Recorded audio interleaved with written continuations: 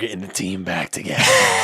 And there's a good Rick and Morty bit where they do this. All the heist movies. Yeah, it's like, you know, we're getting the boys back together. And then it goes one by one. Some dude's like banging away in a workshop and he goes, we're going to do this mission. And the dude goes to he's like, fuck you, Gary, to his boss. And he walks out. You son of a bitch. I'm in. It's always a good hang. Hey, what's good? What's up, Chief? What's up, man? I'm asserting now that this is going to be a good episode. I think you're right. I feel good about this one. Fired up about this one. Yeah, we've been talking about this one for a while when we kind of first sat down to brainstorm ideas for the show. I feel like this was one of the first ideas that came up. Yeah. I mean, episode 3. I don't know. I'm a fan of the number 3, bro, and I know you are. Yes, I'm a big fan of that number. You want to talk about that? Sure. I believe 3 to be my angel number. Okay. I've got it tattooed on my arm, right there. 333. 333, baby. That number started popping up in my life around a time of a lot of turmoil. Right, I was leaving my job, getting out of a pretty significant relationship. A lot of big artistic opportunities started to kind of come over the horizon, and I wasn't really hip to angel numbers and that kind of thing, but I was bored at work one day just looking it up, and the 3 in triplicate, like how it is on my arm, signifies artistic growth and new beginnings. And man, I was like, man, that is so spot on to what's going on in my life right now. So let me do the obvious thing and just put it on my body forever.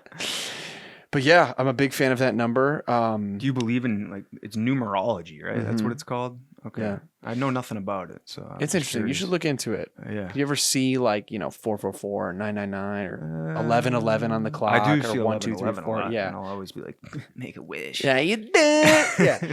All that stuff carries meaning, man. Interesting. All right. Yep. I'll look into it. Fun fact about the number 3, the triangle is the strongest shape in the universe. Bang. Bang. No one cares. Let's move on. Cool. Okay. Would you like to introduce us on this episode? Because it was kind of your idea. Yeah. I mean, I feel like a good way of getting to know somebody, like I'll meet somebody and I'll be like, yo, give me your top 3, whatever. Right. You know what I mean? Like, just, it's interesting because everyone has an opinion on certain things. Everybody's got a lot of opinions in general. Yeah. So, I'll ask them, what's your top 3 songs, movies, whatever. You can get to know somebody, I think. So, I was like, let's do a top 3 episode where I'm going to learn some shit about you. I mean, we know each other pretty well, but I think this is going to be funny. Yeah. To preface this, GILL came up with a list of, what is this? We came up with it together. Oh, true. So about 18 different categories, top 3s, and we don't know each other's answers. Correct. Just to be clear, going into this, we are going in completely blind. So there's probably going to be a lot of shit talking, a lot of agreeing, disagreeing, and overall screaming. So, and some of them have subcategories, so we actually have more than 18. Yeah, this might be a juicy man podcast. But I'm ready to get into it. I'm coffeed up. I got caffeine in my How bones. hot is this? Is this hot? Is this piping hot right here? No, it's good. It's like coffee temperature. It's gas. That's good shit. From the DeKalb Farmers Market. All right, big dog. Start us off, baby. Let's do it. Number 1. Starting off strong and very lively on a good, happy note, we're going to talk about death row meals. Death row meals. Death row meals, man. So picture this. It's your last moments on Earth. You can have whatever you want. Right. There's no restrictions. No restrictions? No restrictions. Okay. I think, All right. I mean, dude, I'm a chicken parm guy. Okay. I'm getting a chicken parm with some penne, some garlic bread, smothered in sauce, heavy on the sauce.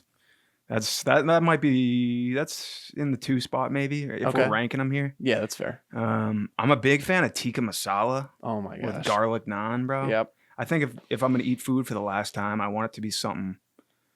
No one does the spices like the Indians, bro. And like that Indian dish I love it.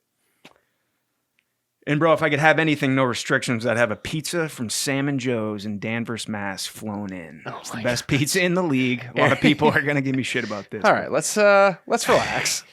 Let's take it easy. What do you got? That's a good list, man. I feel like on death row meals, number one always has some kind of like sentimental thing. Yeah.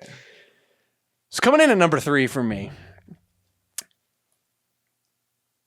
a Wegmans sub. Okay. A all right. Wegmans, the largest size they have. Anything? Just what do you mean? Either the buffalo chicken tender, Okay. or I'll do kind of like an Italian style, so a bunch of different meats, lettuce, tomato, mayo, oil, salt, pepper, all that stuff. Fire. Wegmans sub. It's really the bread Yep. with Wegmans. I miss Wegmans, man. Shout out Wegmans. Yeah. Seriously. Coming in at number 2 on my list, I'm going to go with any just absolutely fat ass steak. Any just a steak that's too big. Any Right? cut?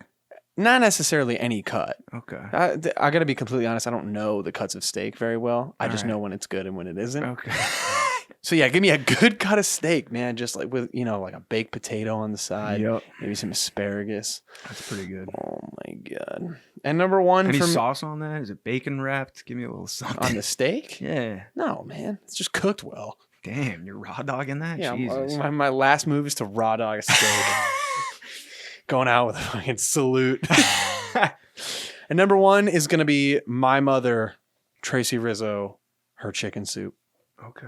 It's every time she makes it, I eat it until I see stars. Shouting It's- out moms. I love It's it. so good, man. Yeah. It's so good. So again, going with the number 1 slot being sentimental. So that's gonna be my top 3 for death row meals. I feel like that's a pretty safe category to start with. We're starting off pretty safe. I think. Yeah, Okay. yeah. So you want to maybe bring us into this next one? Okay, we got let's go best smells. What are your favorite smells? Oh my gosh. Let me preface this by saying my olfactory system is acute. Oh, I know it is. Yeah. You're dialed in. Yeah, I have just a ridiculous sense of smell, and it's a blessing and a curse. But number 3 for me, dryer sheets. Are you kidding me? I love the smell of I dryer hate 'em. sheets. I What? hate 'em. Dude? I don't hate them, but like they're overwhelming. What's the matter with you? Unless it's like if I'm walking outside and the dryer's pumping it Oh outside, yeah, dude. like right on our staircase. Yeah, here, that makes my pants tight. that's a decent smell. Yeah, But yeah, right yeah, up yeah. close. Oh my gosh, dude! I used to go to soccer practice, and I would put dryer sheets in my pocket and just sniff them. It's kind of fucking weird. Number 2, barbecue. Any kind you walk by, a double wide trailer that has a sign that's hanging on by one nail, and they're making barbecue, man, and like odds are that pass by is gonna smell pretty good. I hear you. So that's my number 2, man. I just love barbecue. I love when smell is so associated with memory Yep. and feeling that like when I smell barbecue, I immediately just think of people eating barbecue together. Okay. Right. Yeah. And so it kind of Triggers evokes that. a nice Yeah, emotion, Absolutely. And number 1, I'm going to go campfire. Great one. Campfire is my number 1 smell, man. Great Growing choice. up camping all the time. And I don't know if this is an unpopular opinion, but I love when my clothes smell like Dude, campfire. me too. We too. They're like it'll linger for a while. That's a Mhm. great smell. Yeah, man. It smells like the earth. It's Yeah. so good. I like that one. Shit, I didn't think of that. I none of those overlapped for us. Oh, okay. What'd you got? I think in my 3 spot I had freshly cut grass. Oh, So you talk about one that's associated with memory. Yeah, yeah. Makes me think of summertime, Mhm. and it's just a good ass smell when you cut down the lawn with the mower, and then you just sit there and just, you know what I mean. Yeah. Number 2, this is a big one for me. I love this fucking smell. Gasoline. Oh my God. Dude. I love gasoline. I mean, you gas up the mower, then you cut the grass. Yeah. Jesus. Dude, I like pumping my gas, and I'll just sit there and I'll just take it all in, man. I Yeah. love the smell of gas. 100%. And this is kind of a personal one. This brings up some nostalgia for me. But in my hometown, there was this mall, and there was a Panera in the mall. Oh, okay. And I swear that I don't know what they did, bro, but they like pumped the fucking smell of like the bread or whatever out into the mall and the surrounding atmosphere.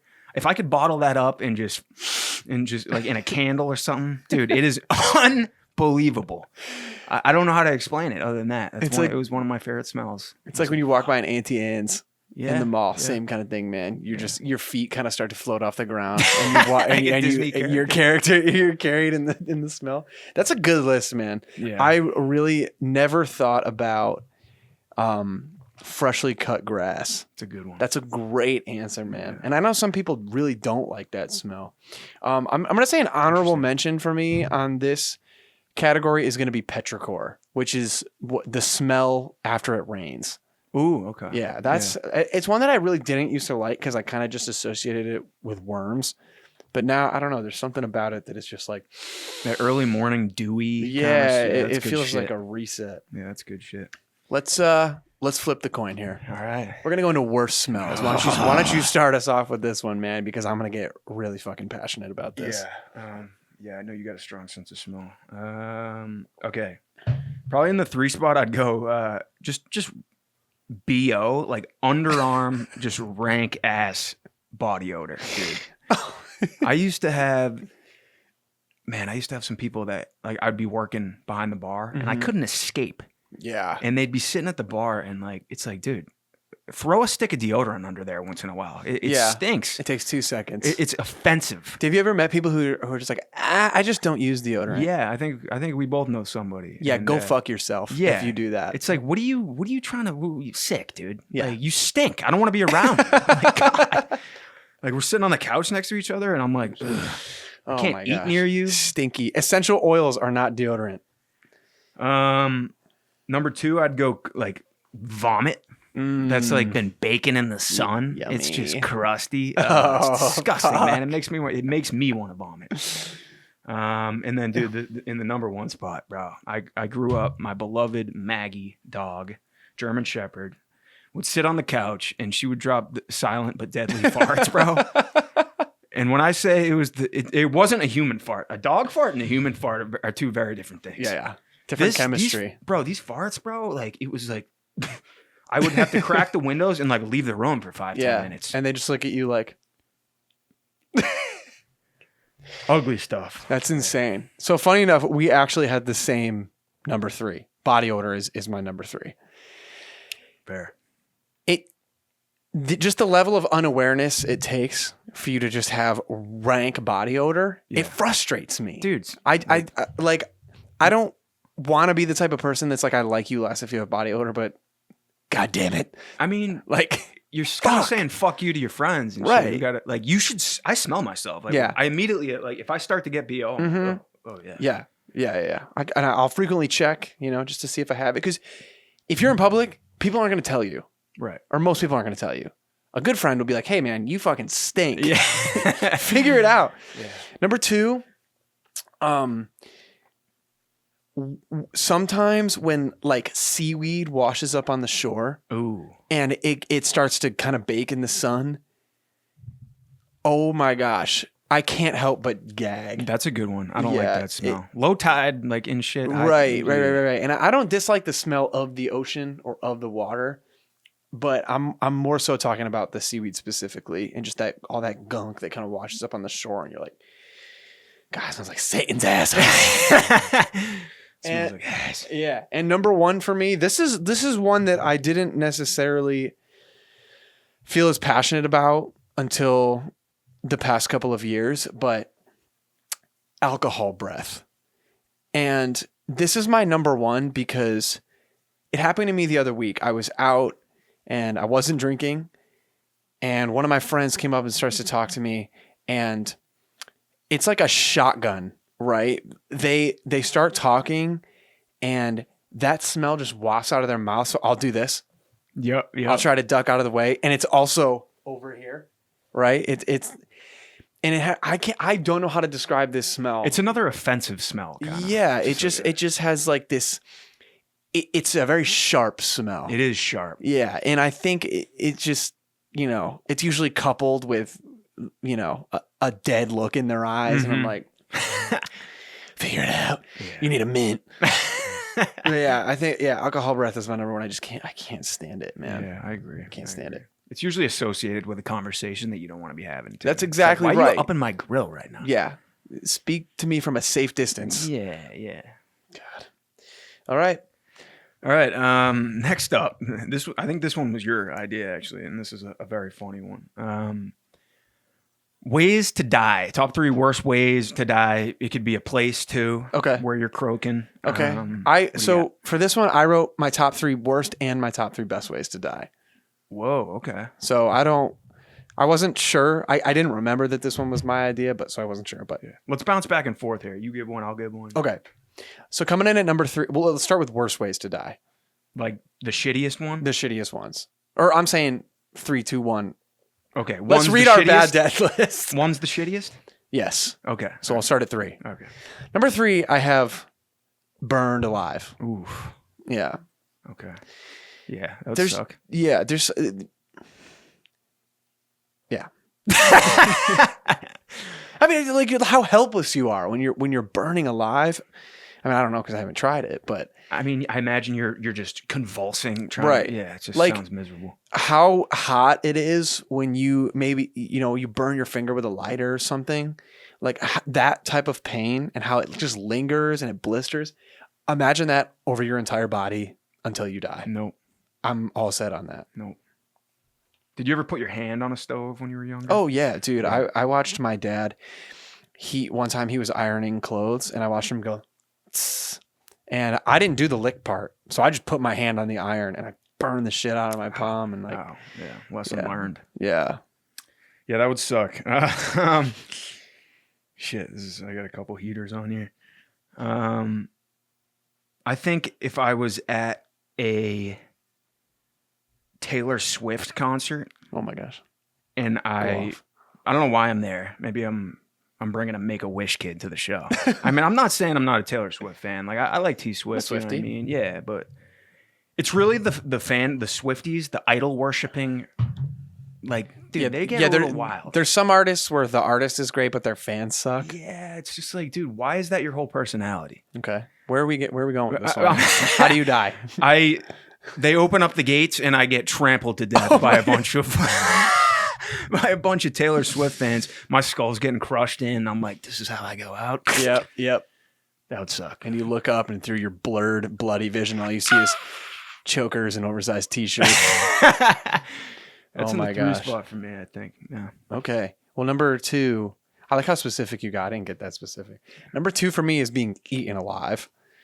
I got much more specific, yeah. And the thing that comes to mind, see, I don't know if this is true, what I'm about to say, but my dad told me once, and I'm just going to believe that it's true because it's going to keep me away from these things. But camel spiders, Oh, God. they're these spiders, they're like the size of a dinner plate, man. And my dad told me that if they bite you, it paralyzes you, and then they'll just start slowly eating you. Check, please. I get this? Yeah. What the fuck? I'm all set on that. Whether that's true or not, substitute that with getting eaten alive by a bear. You know what I'm saying? Dude, how long would it take for them to eat you? That's what I'm saying. Like How if you long are you get bit paralyzed? by a shark or something, and like, you're in shock, but you're starting to realize that you're dying and that you're going to die and that you're being eaten by something.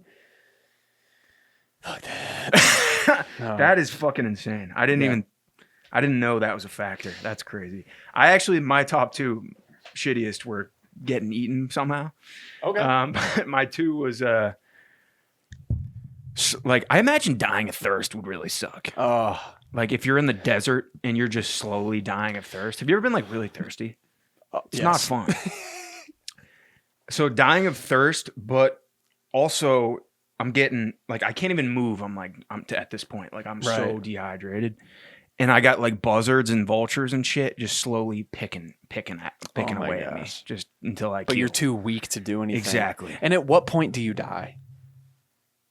Do you That's bleed right. out? Yeah, I don't know. Or, I don't know. That I'm not fixing to try that. right. Number 1 for me, being drawn and quartered. We're throwing it back to medieval stuff here with drawn and quartered. What? Wait, what? Being what and cornered? Drawn and quartered. It was essentially an old way of killing someone in like the Middle Ages and shit. They would tie a rope to each one of your limbs, and then they would tie those ropes to 4 different horses. Oh, okay. And they would scare Stretch the you horses out. in a way that they would all run in different directions. Yeah. And then Yeah, you just get pulled apart. That would suck. Yeah. I imagine I've seen a meme, and I'm sure everyone has, like that meme where it's like, I bet like a split second of that would feel kind of good. Oh yeah, just like a microsecond. You're like, Yeah. oh yeah, that's like a little harder. If they're sprinting though, it'd probably just be like, oh fuck. It's It would happen immediate so detachment. fast. Yeah, but if it was like a slow, like they'd be like, oh. Yeah. Slow down fast. Yeah. For me, I'm on a boat. Classic Gill. I fall off the boat and I nick my finger as I fall off. Oh my gosh. All of a sudden, the boat's slowly moving out of the They didn't even distance. see you fall. Nope, they didn't see me fall. Sun's going down. It's peeking over the horizon now. Gone. It's dark. Can't see anything under this water. I don't like that. I got a drop of blood just in the water now. The bat signals out. Yep. It knows I'm there. Oh my gosh. It. The 20-foot female great white, bro. Sharks have always been a big bugaboo for me, dude. And Yeah. open water scares the piss out of me. Yeah. So I think getting eaten alive by the shark and sharks have 300 teeth, several rows, That's too many. and they don't chew their food. They rip you apart and like swallow you whole. Like it's the fear of not knowing when. Yeah. But yeah, Absolutely no table manners on a hammerhead, dude. no. So yeah, I think getting eaten by a shark would be in the the whatever 20 minutes until it gets to me would be the worst. Jesus. Yeah. All right. Best ways to die. Did you have anything for this? No. Okay. It's all you. Should I just rampage through mine? Mm-hmm. Number 3. Getting launched out of a cannon into the Grand Canyon. Yep. That's a hell of a way to go. That's electric. Yeah, I would have a little cape on. I would Yep. look so cute in my little helmet and my cape. Like a big launch. Yeah, Like I think it's if a I was 50-foot cannon. if I had like one day to live, I would be like, I'm just gonna jump out of a plane and just Right. Yeah. For the cannon scenario for me, it's no like parachute. they're trying to get me across and land on the other side. I'm gonna die either way, Right, whether I right, fall right, short or right. land. But god damn it, that's awesome. Number 2, Earth cracks open and you fall into it, into like lava or something, Okay. like into the Earth's core. If that could somehow happen, Okay. I feel like that'd be pretty badass. Because for a split minute, you'd be like, I've never seen this before. Wow, this is crazy. And number 1 is jumping out of an airplane with no parachute. Yeah, I like that. That's like kind of how I want to die. Yeah, You know, when same. I'm like, all right, let's wrap this shit up. right. you right, know. Right. Take me up. Yeah, I'm ready to go. Yeah. Usually your brain's not there at that point though. To meet you. Yeah. You know, I want to make sure I'm conscious enough to like, make the decision. yeah, Yeah. and be like, let's do this. Yeah. Yeah. That'd be tight. That'd be tight. That'd be tight. 100% That'd be tight. All right. This next category is one that I'm incredibly passionate about. I had to go past 3. That's fine. I have 6 for this category. 6? Oh shit. Yeah. But you can go ahead and start us. What are we doing? Red flags / turnoffs. Okay. All right. I kind of mentioned this earlier, but one of mine is like the idol worshiping thing. If you make a celebrity your whole personality, Yeah. that's a turnoff for me. I think that's just basic and low intelligence type shit. Bad hygiene. If you don't take care of yourself, I mean, in a lot of different ways, your skin, your teeth, your hair, like everything, take care of yourself. Paint your nails, be feminine, like do the things, you know what I'm saying? Do you feel like that stuff's important? Yeah, I do. Interesting. For me, it is. Okay. For me, it is. But For your personal attraction, that's yeah, important. yeah. I mean, if there's a set of twins and they're both smoking, and one of them is more feminine than the other, like Okay. by what So she you're wears, you're and attracted to femininity. everybody is. You are too. Yeah, Yeah. yeah. In a way. And extremely picky eaters is one of mine. Dude. Grow up, dude. Fuck those people. Grow up.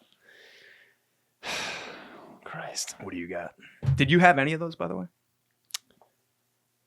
I don't think so. Wow. Okay. I don't think so. That's crazy because, especially when you said bad hygiene, I mean, that just, because I think back to the BO thing, right? It just makes me mad. Girl, guy, whatever.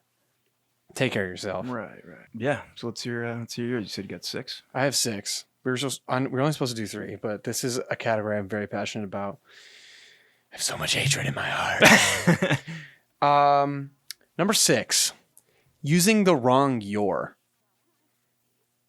I want to bust your kneecaps with a baseball bat if you do that. I'm kind of with you on this. Listen to me so fucking carefully right now. If you're arguing with someone, obviously not speaking, but over text, whether it's in the comment section or something, and you use the wrong "your," You lost. moot. You lost that argument. You lost. It's not difficult. Look it up. It's so easy. Right. It's second grade, bro. I mean, exactly. Wrong "your," wrong "to." That stuff pisses me off. The man. theirs you should have down there. too. Like it's not. Just think about it for a second. Right. Okay, number 5. People who use their phones too much, specifically when they're interfacing with other people. So if we're out to dinner or you're working behind the counter somewhere and I'm a patron and I'm on my phone or whatever, that drives me nuts. This is a great one. That drives me nuts. It's so fucking rude. It is rude. It's unbelievably rude. And what could you possibly be doing that's so important that you can't make eye contact with me right now? Right. Especially if you're ordering something at the counter. Like if you're ordering a coffee and you're on your phone. You shouldn't even have your phone, man. When I go to work, I put my phone in the back and like I'm present. Like yeah, know what I you mean? have to be present. But what I'm saying is, if you're a patron, dude. you know, if I fuck come up to you, that. hey, can I get a hold Dude. on. Yeah, exactly. I hate that. Those people should be locked up. I'd like to, dude. Yeah. One second. Or they're like, let me get a. Shut up. It's like, let me get. Yeah, you're gonna get nothing. Yeah. Okay. Every restaurant should reserve the right to tell those people to go fuck themselves. Yep. Okay. Go outside, finish your conversation, come back in when you're ready. Exactly. And apologize. Yeah. Number 4, if you litter. Oh, If you litter, you're going off right now. I hope you get swallowed by a fucking tsunami. Yeah, you're a scumbag if you litter. Straight up, there you can't argue that. Oh, we're in a city. It's all trash anyway. No. Okay. Do your part. It's not hard. Just literally, you have the trash, right? Don't throw it out your window. Just put it in the next garbage can you find. Right. It's not hard. Right. Or Because- just leave it in your car until you clean out your car. Right. Someone's going to have to pick up that trash. Why in the world would you make someone do more work Yep. that way? It bewilders me. This is the shopping cart thing too. Yeah. Well, funny enough, number 3, if you don't return your shopping No cart. shit. Yeah. Dude. Listen, I understand that you're a customer and it's not technically your job. Like they have a cart person, but just be a good person. Make their life a little bit easier. Right, It takes right. 2 seconds to put the cart back. It's not difficult. It drives me absolutely bonkers because then they leave it in a spot and you can't park there. It's insane. It's the butterfly effect that comes from not putting your cart I back. believe in the karma of it. Yeah, I do. it's catastrophic. I do. Number 2, if you're unaware, right? And that could be spatially unaware of how loud you're being. Just know what's going on. Right. Read the room. It's not hard. All you have to do is fucking pay attention. I'm getting worked up right now. Dude, I feel like I'm about to cry because I'm so angry. This Really loud people drive me a little. right. And if we're in a quiet setting, we're at a coffee shop and we're meeting or something, and you go, hey, yeah, stop that, fix it. And number 1, this is something. Listen, I can see your fucking fists clenching. listen to me right now. Spit it out. If you do this, I wish the highest level of unfortune upon your life. And that is if you're rude to service workers. Oh, man. / bad tipper. You will Listen to me right now. you will suffer. Those this people life are with it. busting their ass to make your life a little bit better. The least you could do, say please and thank you. Yep. Tip Yep. them well. Yep. Make They're eye probably contact not with making enough money to survive. Make eye contact. with Yeah. them. Yeah. Ask see them that how a their lot. day is going. Yeah. You don't have to freaking hit on them. Right. Or you don't have to, try to become their best friend. But just eye contact, a little wave, a little smile goes a long way. Yep. That's the happy medium. Yeah. And if it's just like if you're rude to service workers, it tells me everything I need to know about your 100%. character. That's I should have had that on mine. Yeah. That's a big one for me. Yeah, I feel like that's a given for you because you Yeah. work in the service industry. Right. But I worked in retail. You know, Yep. you've worked in service. It's just You used to work at a coffee shop, right? I did, yeah. Yeah. Yeah. So I have worked in service. Yeah. And just the entitlement Yeah, it's People disgusting. think that because they're paying for XYZ that they can treat you however they want. Let me tell you something. That's a loser's mentality. Absolutely is. Let's move on because I'm getting fucking worked Yeah, up. we live in the United States where these people rely Mm-hmm. on tips. Does to tipping live. culture suck that it exists? Absolutely. Sure. But But listen also to the me. restaurant industry is so volatile in this country. And there's so Right. much competition. Like, you know, and this was like on the ballot in some states, I think. You know, they wanted to give restaurant workers a wage and like something to do with the tips. I don't know. And all of the service workers were like, no, say no to that. Like, because it would make all the prices at the restaurants fly up. Right. Now we got to pay all the, and like, Mm-hmm. and then slowly the tips would go away and people would just get boned. And like, you know what? You're in this country. You like going to bars. You like going out. Take care of those people. Right. Period. And if you Yep. can't afford to take care of them, you shouldn't Don't be at go the out. bar. You shouldn't be at Yep. the bar. If you That's can't it. afford to tip, you can't afford to eat out. That's it. Period. Let's move on to a lighter hearted topic. All right. I'm kind of a film buff, so Yeah, why don't you lead us through this next you want me to rifle adventure them off? here? Yeah. All right, we're talking movies. Let's go overall first. My top 3, my favorite movies. Okay. No particular genres or anything. The Shawshank Redemption. Oh my gosh. Fucking banger, dude. That's an absolute heater of a It's movie. a classic, man. It's just so good. This one's kind of I might catch a little flack for this, but Pulp Fiction. Okay. I love that movie. I mean, there's a reason that movie's a cliche. Yeah. It's just damn good. Yeah. And like I just love it. I like how Tarantino broke it up, and it's just cool. It's a masterpiece. Absolutely is. And The Dark Knight, bro. I saw Like this the first one?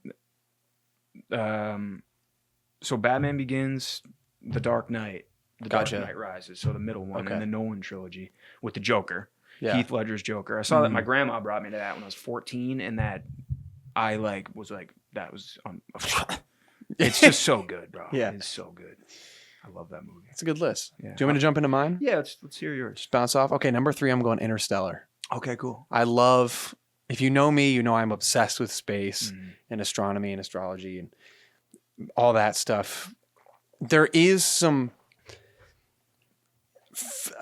inaccurate physics in this movie, but I don't really care. I mean, it's a great story.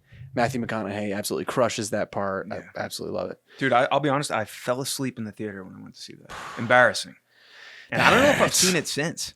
Really? I gotta rewind. We got to sit down and watch it. Yeah. It's a fucking masterpiece, I'm man. down. I'm down. Number 2, I am going The Secret Life of Walter Mitty. Never seen it. Damn. Ben Stiller, man. Okay. It's great. This movie, if you've seen it, you know what I'm talking about. Without spoiling it, it's essentially just about, finally grabbing life by the horns, Okay. right? And when I saw this movie for the first time, it changed my life. Very rarely does a movie like change my life because I'm not that much of a movie guy, Mhm. not as much as you are. And I walked out of this movie and I'm like, holy shit, I need to reevaluate my life. Really? It's incredible. It's so good. It's so uplifting. And the soundtrack is incredible. It's so good. And number 1 for me is going to be Wes Anderson's Fantastic Mr. Fox. Love that one. Yeah. I actually watched that recently for the first time. Dude. It's a good one. That's my favorite movie of all time. It Wow. has been since I've seen it. It's just so quirky and creative and awesome. And it's like so cool. I'm a big fan of the stop motion Yes. animation. Yeah. Have you seen like Chicken Run? Yes. Classic. Yeah. You know, I love those movies, man. Yeah. So good. All right. Comedies. Get into it. All right. I'm interested to hear yours. I'll just start by saying this. These 3 movies have shaped me and who I am and my sense of humor more than anything else. Me and my boys back home, like half the shit that comes out of our mouth is quotes from these 3 movies. Okay. I love these movies and I'm very passionate about them. Wedding Crashers. Just one of my favorites. I mean, that top to bottom is just lights out. Dumb and Dumber. Okay. That movie, if you see that movie and then you're like, oh shit, I understand you now better, Gil. I've never Like, seen that that's- movie. What? Bro, we got to watch that. You would love that. That's right up your alley. Yeah. A lot of people say it's like dumb humor. It's not. It's fucking genius. Yeah. And, Like Step Brothers, I would say is kind of like, it's good, but it's like dumb humor. Yeah. This movie's fucking genius, bro. Period. A lot of people might have opinions about that. Lick my sack. And then and one of the best comedies of our generation, without a doubt, Superbad. Oh my God, I didn't even think about Superbad. Is dude. just unbelievable. I mean, McLovin is a generation-defining dude, character. exactly, bro. Yeah. I used to have the McLovin license in my wallet. Oh my God. That's insane. That's such a good number one. Oh, it's so good. I totally forgot about that movie. That's kind of in no order.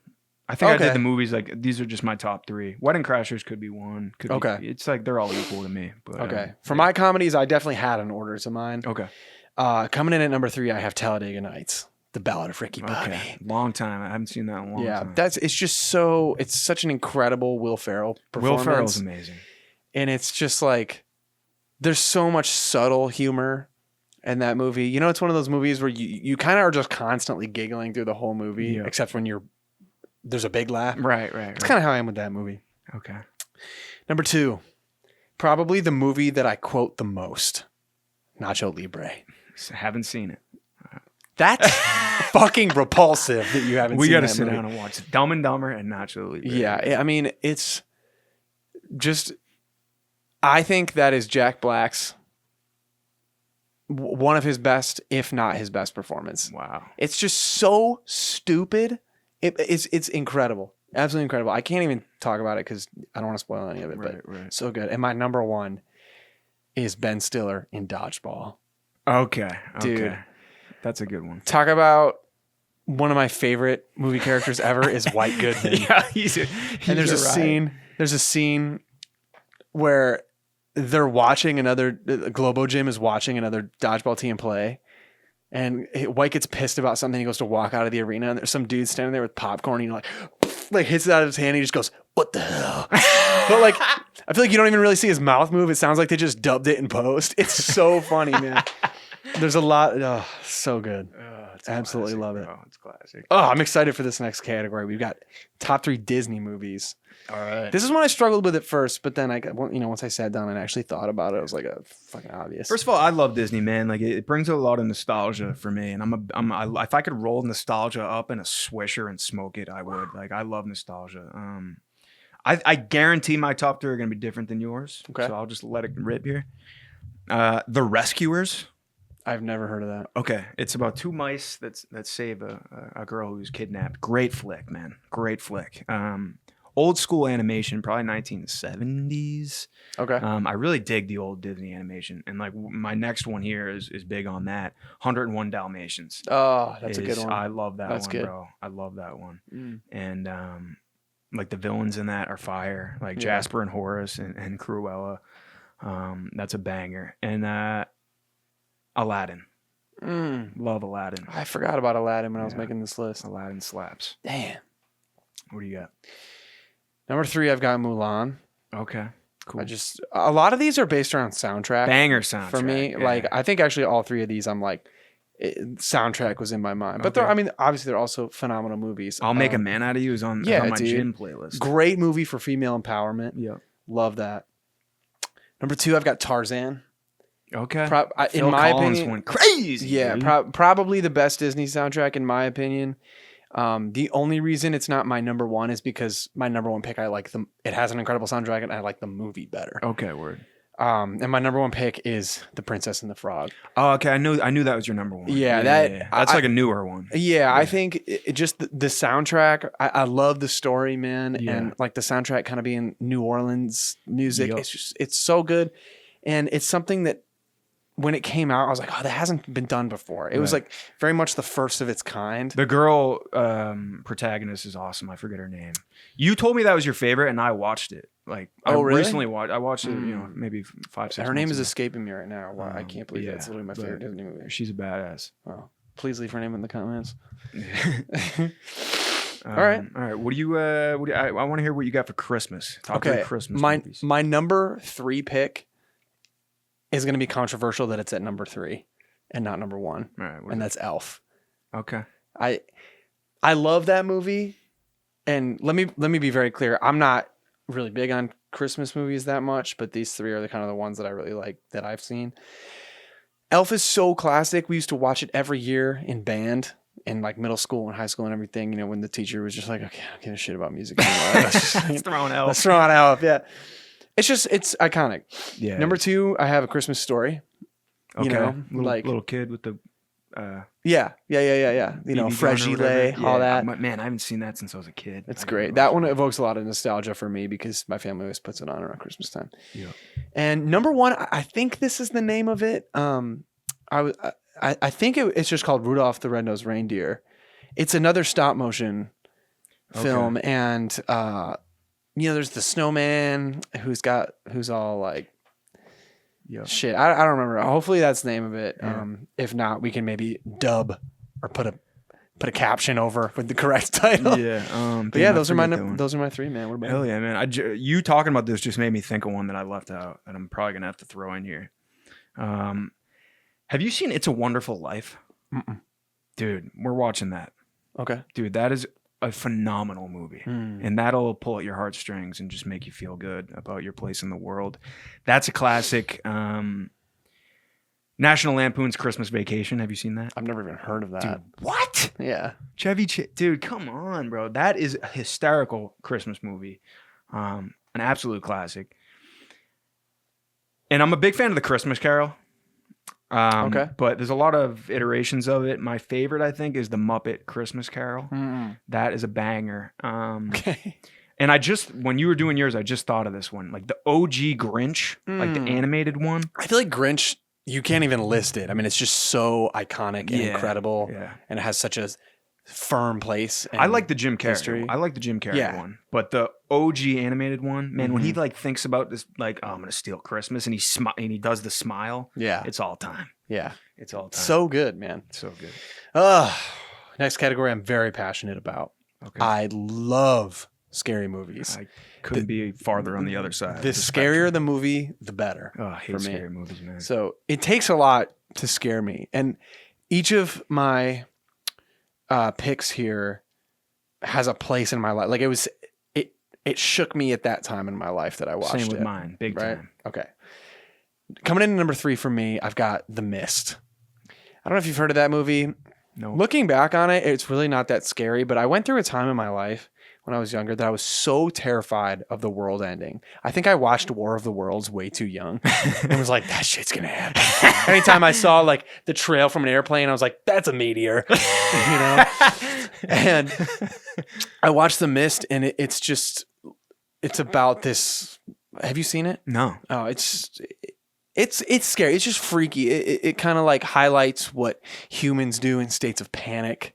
You know what I mean? I won't spoil it for you because it's a very good movie. Is it actually scary as shit? I thought it was scary. Okay. You know, just because there's like sometimes scary movies are scary because of what they don't show. Right. Right. And it's one of those. Yeah. Right. Okay. Oof. Yeah. Number 2 for me is one that I actually just watched, and it's called As Above, So Below. It's a phenomenal movie. Like the plot is really good. It's about these, you know, people that are kind of hunting for this artifact in the catacombs of underneath Paris. And Sounds fire. yeah, I mean, there's all these tunnels that aren't on the maps and stuff like that, and it gets kind of demonic, and it's really, really good, and it's filmed camcorder style. So Like found footage style? yeah, exactly. Ooh. So it feels very real. Whoa. Okay. And my number 1 pick, this is objectively, I think As Above, So Below is scarier than my number 1 pick. But at the time that I watched this one, it Shook you. It fucking rattled me for months. Okay. And that's The Fourth Kind. Oh, you told me about this. Yeah, it's just it's kind of it's some of it is found footage. It kind of follows like this psychiatrist talking to these people who have had all these, you know, paranormal experiences in Nome, Alaska. And when I first watched it, man, it like I was younger, and it looked so real, you know. And you know when people make a face, I'm literally getting chills right now just thinking about it. The actor who plays, I think it's the female lead. There's a scene where she's like really distraught, kind of talking about it, and just the face that she makes, her eyes are kind of bugging out. And this actor did such an unbelievably good job at looking like profoundly, deeply terrified in this moment. And there's just a lot of freaky shit that goes on in that movie. And of course, in the beginning, it's like based on true events. Right. You know, right. it later came out that a lot of it is bullshit. But Yeah. at the time, I was like, yo, I should probably check that out. fuck yeah. Yeah, you'd like it. So as you know, I don't really watch scary movies, but these were three that I was kind of forced to watch. Like my mom showed me one, my grandma showed me another, and my buddy showed me another one of these. And these fucked me up when I was younger. And some of these aren't even like technically scary, but like first of all, Jaws. My mom was like, "This is my favorite movie of all time. Like, you gotta watch Jaws." I forget how young I was, bro. I watched Jaws and like I didn't set foot in the ocean for years. Like I wouldn't even go past my knees, bro. Like that movie shook me up, man. Yeah. Like nah, It's freaky. fucking sharks have spooked me ever since.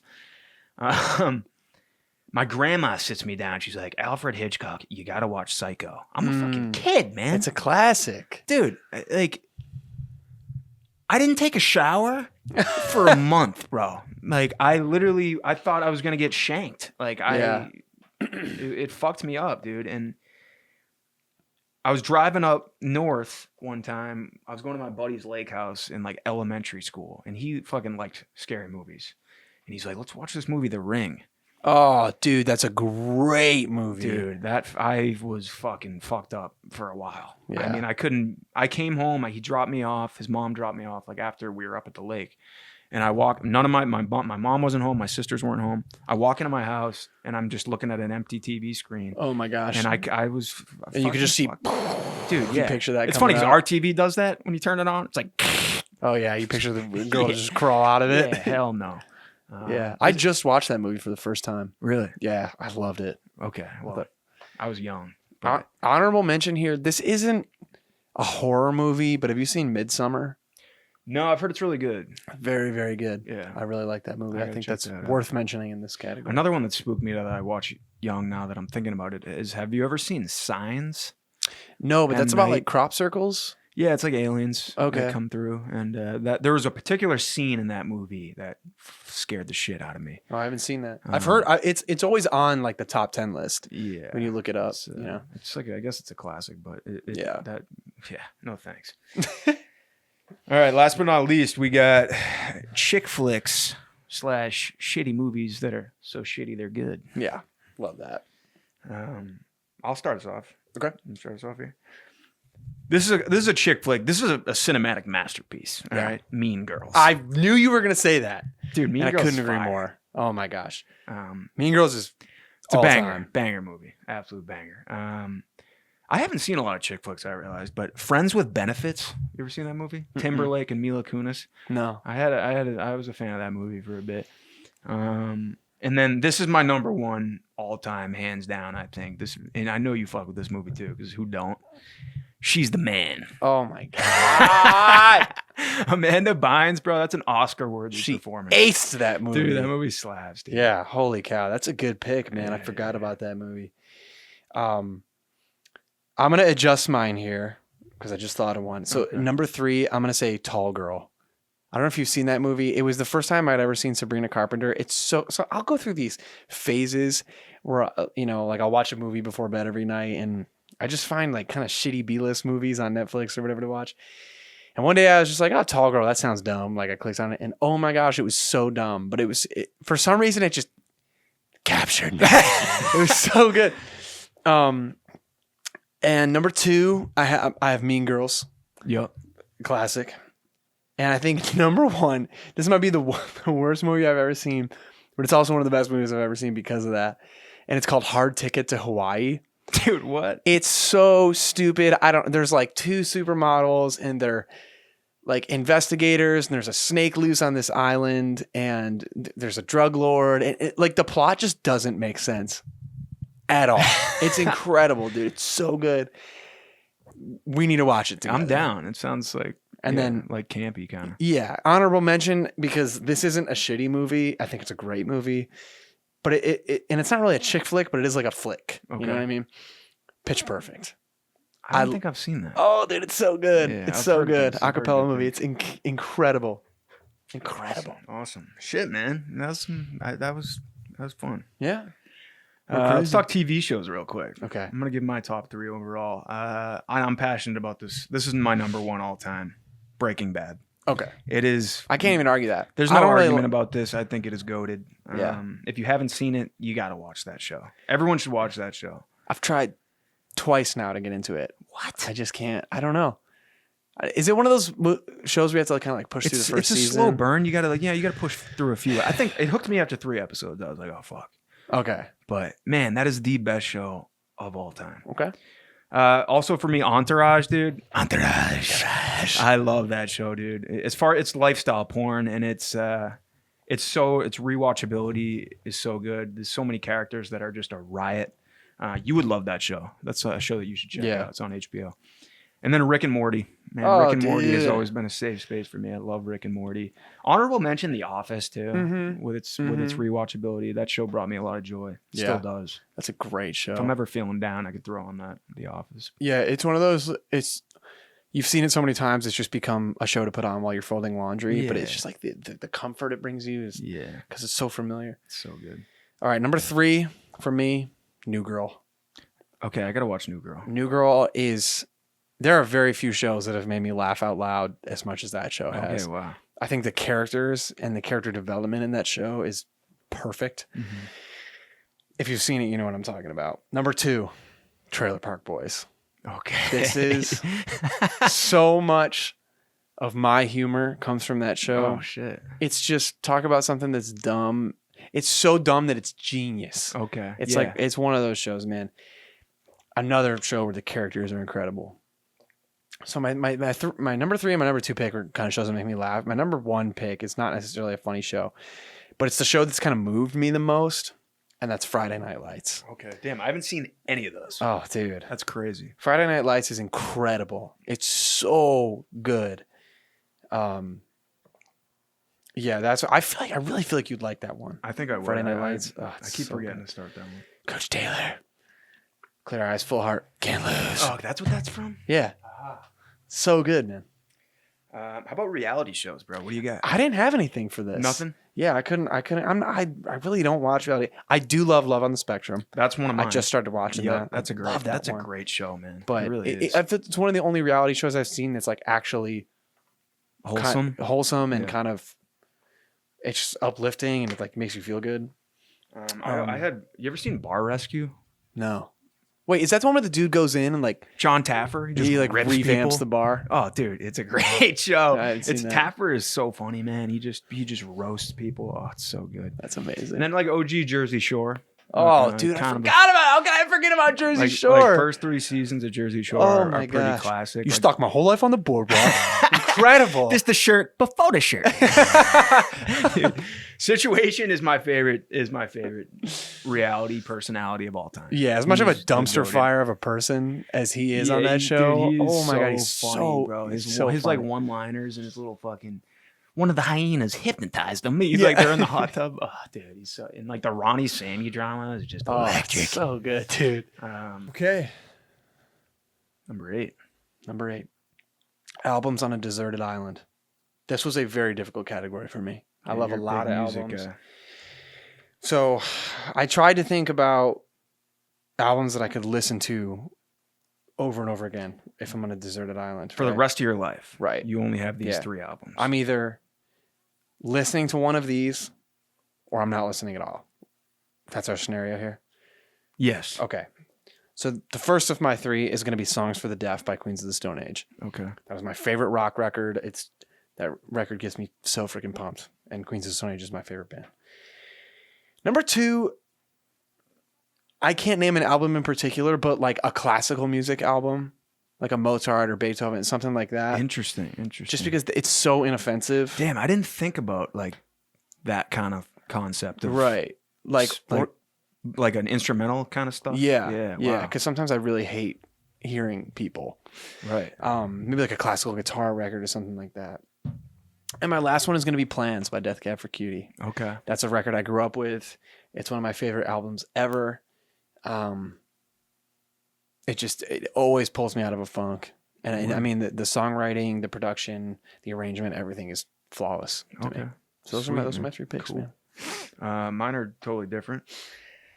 Had a few different genres. I got to go with My Beautiful Dark Twisted Fantasy, Kanye West. Okay. That might be that's one of my favorite albums of all time, for Fair sure. enough. And I think it's perfect. And the production's just insane. And Yeah. Say what you want about Kanye, Dude. and I mean he's a fucking nut. yeah, I try to But- separate the artist from the art. Yeah, he's one of the best producers of all time. 100%. That is an undeniable fact. 100%. I don't care if you like him or you don't. That's just how it he's is. a genius. Period. Yeah. I had "You Get What You Give" by the Zach Brown Band. I haven't There's- heard that record. Yeah, you have. Colder Weather's on there. Oh, dude. Like, yeah. Colder Weather is like our That's karaoke song. That's our other. It's that and Waffle House by the Jonas Oh my Brothers. god. Deep conversations at the Waffle House. Yeah. Gas. I love that record, man, and it reminds me of some of my best friends. And I think if I was alone, that would bring me joy. You'd want to think about your friends. Yeah. Well, maybe. Your beach ball best friend.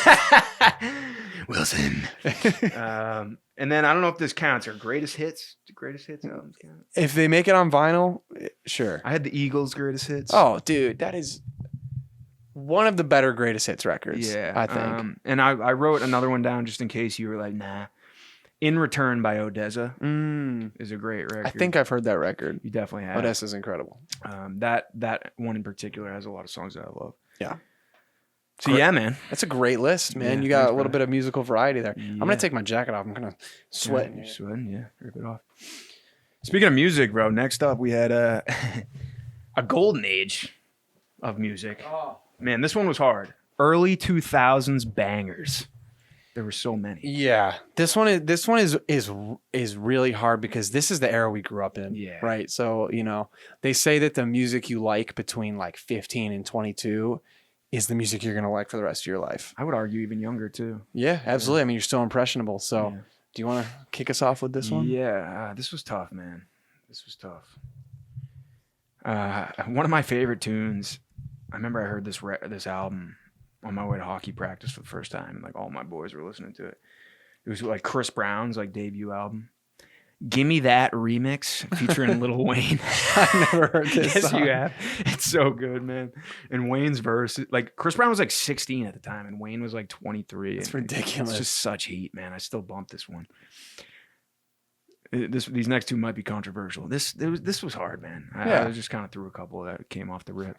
Just the Girl by the Click 5. Oh, she's just the girl I'm looking for. Yeah, Banger, great dude. song, Banger. dude. I love that song. It's a nostalgic one. Wow, that's a It's a good ass song. good one. And then, dude, one of my favorite pop stars, like, I fucking love Pink, dude. And I bumped some Pink when I was younger. My sister's fucked with Pink. She's got a song off Misunderstood. This was like 01. Don't Let Me Get Me. Banger. You know this song. You know this song. And I threw that one on there. This was tough though. Like this was an alternative golden age, Yeah, fucking Green Day, Weezer, Fall Out Boy, like all them like Simple Plan. yeah. Two of mine are alternative. Yeah, let's hear it. So coming in at number 3, I've got The Middle by Jimmy Eat Yep, World. yep, This song, I associate it with the bowling alley because they would always play it there. Hell yeah. And yeah, I love that. We used to cover that in my first band. Absolutely love that song. Number 2, I've got Dear Maria, Count Me In by All Time Low. I don't know if I know that one. You would know it. I got your picture. I'm coming with you. Yeah. That is like pop punk. It has such an incredibly deep rooted place in my life. And that is just, I think in terms of pop punk songs, that's probably one of the best ever made. Wow. And my number 1 has absolutely nothing to do with those. It's I'm So Paid by Akon. I knew you were gonna have this on there. Oh, God. Doing 195. It's so good. It's a It's classic. something about like the melody and just the It's rhythm. a and- feel good tune, man. Yeah, it's Driving. incredible. Incredible. You want to drive to that song. Yeah. Jeezy. Is Yeah. Jeezy on that? I think Wayne and Jeezy were on Mhm. that. Anything Lil Wayne was featured on was steam. Yeah. Yeah, he's He's he's he had an a run, incredible bro. person. All right. All right, good one. I liked yours there. Thank you. Thank you. What are some songs that you were embarrassed to have on your iPod? Embarrassed to have on my iPod. Embarrassed. Yikes. I kind of want to hear yours first. Okay. I'm not afraid. All right. That's one of them. No, I'm just kidding. That was a good song Number 3, and let me be incredibly, like so fucking crystal clear right now. These are not songs that I'm embarrassed about anymore. Absolutely I not. love all these songs. Same. All these songs are great, but at the time. Number 3, we're gonna have Rascal Flatts' cover of "Life Is a Highway." Great tune. It's incredible. The Great guitar work in that song is unmatched. Great It's tune. so good, and I used to have it, and it was always embarrassing for me when I would be like playing songs on my iPod, and I'd be flipping through, and someone would see the cover art, and all of a sudden like Lightning McQueen would come up because it's from the Cars soundtrack. I'm like, hey, Dad, don't look. Number 2, I love this band now, but anything by Nickelback. I mean, Dude, you're embarrassed about these? mine are gonna. I was embarrassed about it at the time. Okay. And this was when I was really young. Because, as a young musician, right? I mean, okay. the context is different. Like, the Nickelback was so made fun of Right. that I thought, to like Nickelback, like you must be no, quite the opposite. Absolutely not. Nickelback, incredible songwriting, Yeah. incredible production, just all of it is so good. So many bangers. It's just great songs, Yeah, man. man. And number 1, the anthem of ice skating in my hometown when they would have open skate at the hockey rink. Mm-hmm. Let It Rock by Kevin Rudolph. That was a heater. Absolute eater. Dude, I was just a little bit embarrassed about it. I'm embarrassed about what I'm about to say right now. Oh, brother, you better make sure I you was go, like "Foo." proud to have Let It Rock on my pod. Dude, I was pretty protective about my iPod. All right. Okay. I could if someone saw like these artists on here, I mean, I would have been excommunicated from the lunch table. Like, dude, would have been eating alone like I was Steven Glansberg. Dude, all right, Jesus. I was kind of a Disney Channel kid. Like, I had 2 sisters, like, you know what I mean? So, like, and we had like one TV, like, in the house. We had like a small house. And, I watched High School Musical.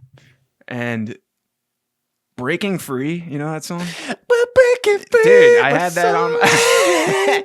Oh, yeah. Yeah. I had that on my iPod, and I can't be seen. The boys can't see that. You know what I'm saying? And like, did you ride the bus to school? Mm-hmm.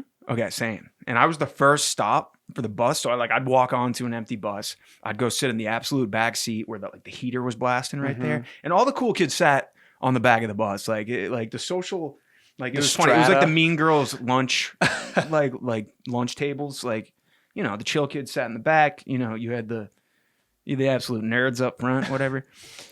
The absolute Dude, if salary somebody makers. saw me with, in my head at least, I had fucking When You Look Me in the Eyes by the Jonas Brothers. Do you know that song? No. Hell of a song. But I made that reaction just because it sounds like it's good. Yeah, I mean, it was super corny as hell at the time. I mean, you listen to the Jonas Brothers, bro. Corny is great. Jonas Brothers have always been good. Yeah. Always. Like, I mean, I'm 14 at the time. You know what I mean? So, like, I would have been sent up front. You Oh, know what I'm no. saying? And, like, if someone saw that I had Bieber Oh, what song? one time, like his debut Oh. single, I bumped that. And, like, I was very secretive. It was a very secretive operation. Yeah, that was like back when people were calling him Justin Bieber. Yeah, and like, dude, I remember my sister was watching this music video on the computer, and I was like, "Who the hell is that herb you're listening to?" And I walk up, and I'm like watching the video, and it's like bowl Standing in the kid. doorway, and you're like, Yeah, "What's and I'm that?" kind of like sitting there, like, it's kind of a heater. Like, I Yeah. could never admit that, but Yeah. you know what I mean. I was like, damn, like, Yeah. and if someone saw me with that, dude, I forget the front of the bus, bro. I'd be sitting on the bus driver's lap. He'd be giving me noogies at red lights. You're an absolute pussy, you know that. Oh my god. So they were heaters, and I had, so Undeniable heaters. Here's the thing: if you're ashamed to like any kind of music, that's shame on embarrassing you. Exactly, in and of itself. exactly. I mean, we were young. Yeah, of course, and you're subject to ridicule from your fellow classmates. Exactly. But music is dope, and every single piece of it has an audience. Exactly, Right? bro. So like what you like, man. Wear what you want to wear. If you like it, go out in it. Anyway, what do we got All right, here? big dog. I mean, we're just talking about when we were younger, so let's go into irrational fears that you have or had or whatever. Yeah, I mean, a lot of these still exist in my life. Okay. My number 3, and these are in order for me. All right. Number 3, I have abduction. Like, someone taking me. Interesting. Right? I don't know. Just the thought of being knocked out and like waking up somewhere in Eastern Europe or something. You know what I mean? Like, and having a realization in that moment, you're like, well, there goes the rest of my life. Wow. I've been taken. That's not one that I have. Yeah. Okay, interesting. I don't want to have Liam Neeson come save me. Are you still? Is this still a factor? I mean, it's not as much, but it's definitely like something I still think about when I'm out at night alone. I mean, it can happen to anyone, man. Right. Yeah. It happens all the time. Use the buddy system. Yeah. Number 2, open ocean. Big one. Like, if someone dropped me in the middle of the Pacific, let me tell you what I would do. I would inhale until it all went black. Okay? You know what I'm saying? Yeah. I was talking about this earlier. Yeah, I absolutely, the open ocean terrifies me. And to think that I wanted to go into the Navy at one point in my life, that's insane. Yeah. Would you ever do like an Ironman triathlon that requires like some swimming in open water? Yeah, are you close to the shore? Yeah, I think so. You might go out a little bit. Okay. I mean, there's like boats around and like Yeah, you know you're what? swimming with a bunch of people. You know what? I would, because the visceral fear of being there would make me go really fast. Yeah, word. And number 1, if you know me, you know this is my most irrational fear, and that's spiders. 100%. That's not irrational. That's very irrational. Dude, Fuck spiders. Something about... I'm not going to say anything else about that. I don't need to. I kind of geared mine to when I was younger, but dude, I like flying. I did not like to fly, and I still don't love it. Yeah, well, in obviously planes. not with your fucking wings on your back. I remember my family took a trip to like the British Virgin Islands, and we flew there, and there was like mad turbulence on the plane. Plane's like, Yeah. and it spooked the hell out of me. And then we're on this beautiful island, like enjoying our vacation. And I couldn't even enjoy myself on vacation because I was so scared shitless to fly home. Oh my gosh. You were Yeah. just thinking about it the whole time? Yeah, the whole time. It was fucked up, dude. And like I fly a lot now, so like, I'm cool with it now, but Yeah. I still get like uneasy sometimes. Do you kind of white knuckle your seat a little bit when you if take off? the turbulence goes crazy, then Yeah. I'm like, Jesus. But my house burning down was a big one when I was younger. That's like still a fear of mine. Yeah, I had like Especially I lived in in this like a fucking kind of a house. cramped house, and like I lived. The staircase up to my bedroom was like really narrow, and like there just wasn't a lot of escape points, Yeah. and it just spooked the fuck out of me. And I was like, I would have trouble sleeping at night because I was like, what if the fucking house burns down? Yeah. Just irrational shit. And cats, bro. I used to be really scared of cats. I had a couple Interesting. traumatic experiences when I was younger with cats. Oh. I got attacked by a cat Oh, when I was like brother. a child. And my buddy, like one of my best friend's cats, would hiss at me every time I'd walk into his house. I don't know if he smelled the dog on me or what, but I was like, fuck cats, man. Yeah. And that I've obviously gotten over this one. I love our cat. So Damn. we've moved Cats. on. But yeah, cats were a big rough. one. Yeah. What about recurring nightmares? Oh, I got a few. Yeah. Yeah. I got Get a into few. Yeah. For some reason, I still have this one sometimes. My high school English class, I just am not wearing any pants. That's such a classic Dude, one, yeah, man. Oh my it's god. just my English class too. I just like didn't like being in my English class. Something about that class. Yeah, I don't know, but I'm just not wearing any fucking pants. And there's also this next one's really weird. I had like a middle school crush, and I'm like walking around like in a sewer system with my middle school crush, and she like doesn't like me. And we're like, Probably because you're leading her through the sewers, man. I don't know why we're in the sewers, bro, but we're like, there's this like these rats the size of like hyenas, Yeah. and there's this like one rat overlord, and that's it. It's fucking bizarre. But I've had this nightmare so many times. I don't get this one anymore, but this one I used to have a lot. And this last one is a big one. I've had this a lot. This one I'll wake up in a cold sweat for this one. My family had this lake house up in Maine, this Cabasacante Lake. It was like a big lake. And I would have this nightmare that there's one shark in the lake. It's a massive lake. And all my friends are swimming. I'm sitting on the boat, and they're like, get in the fucking water, man. What are you, not going to water ski, you fucking pussy? I'm like, no, like, there's a shark. They're like, the sharks could be anywhere, bro. The lake's huge. I'm like, fuck you guys. Oh my gosh. I'm not going in the water. Fuck your friends, dude. Yeah, they're all like, everyone's shitting on me. And it's like, dude. You made the right call, dude. Yeah, Staying bro. on that boat. The shark could be anywhere. That's right. How do you know where the shark Could be is? right underneath the boat. Exactly. All of a sudden, little Jimmy Johns is missing. Yeah. It was I don't know essentially, about that. it was some Jaws energy. Ugh, But I've had that one quite a bit. damn. How about you? I think this is my first one. Is one that I had a lot when I was younger, and it's an insecurity dream, and it's a very studied dream. I mean, a lot of people have it, but it's when your teeth fall out. Whoa. If you have crumbling teeth or your teeth are falling out in your dreams, it's a sign of insecurity. That's a horrifying one. Yeah, it sucks. How am I supposed to eat that Wegman sub? Right? So that's my first one. My second one, this one I've been having a lot in the past couple of years, but I'll be in somewhere in public and I'll be in a public bathroom barefoot and there's like an inch of standing water. What the hell? I don't know why I keep having this dream. And the bathrooms are really dark and like they're big and they go off into different crevices and hall. It's weird, man. And I hate it. Maybe it's a sign I need to get some water shoes. And then my number one, dude, I always have this before a gig. I always have it. I used to have it before semesters would start or school would start.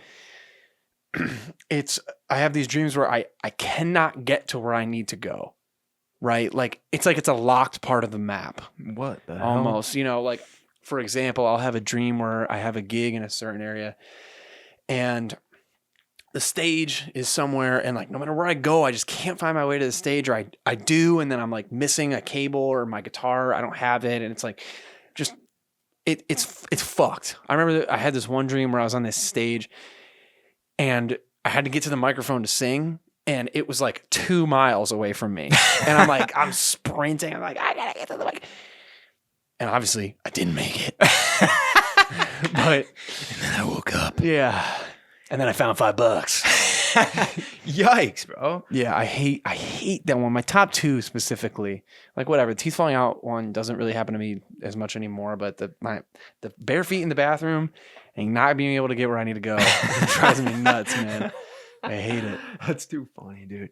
Fuck nightmares. Seriously. All right. Embarrassing school moments / stories. Oof. Curious what you have for this one. Some ugly ones. These are pretty funny, actually. I think my first day, I moved to a new town in 2nd grade, and I like started at a new school. And I pissed myself on the first day of school. And I missed my mom so much. It was such a traumatic day for me. I'm a fucking shy kid, And I didn't sit with the guys. I sat at this table with all these girls. And I'm just melting down, just bawling my eyes out.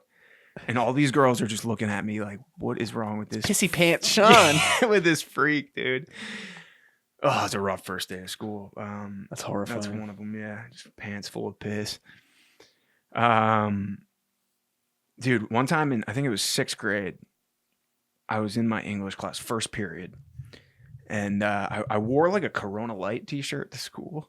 Oh boy. And my teacher was like, she got all butthurt about it. She's like, you gotta take that shirt off. You can't wear that shirt. It's inappropriate. I was like, you kidding me? Sounds like she needs a beer. Yeah. I was like, it's like, come on. It says Corona, whatever, dude. So she makes me take off the shirt, and I'm kind of chunky. Like I'm insecure about I'm like, I'm not taking off the fucking shirt. She's like, you gotta take it off and turn it inside out. So I could like take. She made you do that in front of the class? She made me do it. Yeah. I was like, that's kind of criminal. We're gonna release her address. I'm just kidding. At least that's how That I was a remember joke. it. Yeah, so she like makes me take off the shirt and turn it inside out. It's just embarrassing, bro. Jesus. I'm walking around with a tag sticking up there. Like kids think I'm like a ding-a-ling. It's like, come on. God. Oh Jesus, this one's all time. So this is like first week of sophomore year. I had to read a book. It was called The Canticles of Leibowitz, I think. It was like kind of a tough book. Let's see where this is going. And I'm reading the book, or I'm trying to read this book, and my grandpa had like just died the week before. So there's a lot of shit on my mind, and my two best friends switched their numbers. Like they renamed somehow they got a hold of my phone, and they like the two hottest chicks in town, like they like put like they no. switched the names, so it was like them. So I think I'm talking to these two girls all night. Well, I have to read the book for a quiz tomorrow, and I think I'm like, you know, macking on the two hottest chicks. No like, way. dude, my guys are like, the commitment is out of control. Like they're throwing smiley faces in there. They're like fucking like flirting and shit. I'm like, dude, I'm having a fucking night right now, and I can't even concentrate on the book. I'm reading the lines. I'm gonna get to first base, but nothing's getting comprehended. And I'm like, I wake up the next day. I'm like, oh fuck, like I don't really know what I just read, but at least I had a couple killer combos. And then I find out the next day as I'm driving to school, my boys are like, like, I'm like, are you fucking kidding me? Oh no. And then I bomb the quiz. The next day, the teacher, the class ends, he calls me up. He's like, everyone can leave except Sean. Sean, I need to see you. I'm like, oh, Jesus. Your heart sinks in that moment. He's got the paper flipped over. I walk up to him. He flips over the paper, and I just look down, and it's just red marks through every question. He's like, he just looks at me. I'm like, dude, I read it. And I did read it. I just didn't comprehend anything. I was like, I read it. He's like, no, you didn't. I'm like, oh, fuck. So he makes me like take notes on the next book. And like, long story short, like it was just brutal. I got off on a horrible start with this teacher. Oh no. And it was just embarrassing to get cooked by my boys like that. So yeah. Oh my gosh. That was rough. That's hilarious that they did that. Yeah, criminal. Wow. All right. Let's see if I can match that. I think it was in 7th grade. I was in 7th grade math. And the teacher, I don't know, remember what we were talking about, but the teacher asks, what number is between 4 and 5? The correct answer obviously being 4.5 or 4.5, whatever. And this girl raises her hand and she goes, 6, and fucking without hesitation, I just go, dude. And I think I just stood up to go to the principal's office before she even asked me. So I just kind of knew that I messed up. Yeah, that was pretty embarrassing. Number 2, in middle school, I played soccer and ran track in the spring.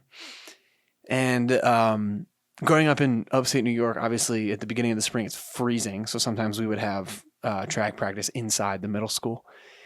And all of us were gathered in the hallway. And so there's a shit ton of people. And the coach is talking at one end. And to get a better view, I kind of hopped up on this one bench right to the side. And I'm not going to name his name, but he walks up to me and he pantses me. Kidding me. My little Dirk Dingler doesn't come out. It's just my underwear, but still, man, like being in middle school. Oh, yeah, that's brutal. Being pantsed, because it was like, I may as well have screamed racial profanity the way that everyone looked at me. Oh, my God. Oh, dude, I wanted to disappear. Yeah, it was horrible. So, fuck that, dude. Yeah, fuck that. I'm still hurt about it. I wear extra belts now. And my number one most embarrassing thing that has happened to me in school was my first kiss. Okay. The story of my first kiss. Oh, so shit, I was dating this girl, and she had art class, and I was like, I'll walk you to art class.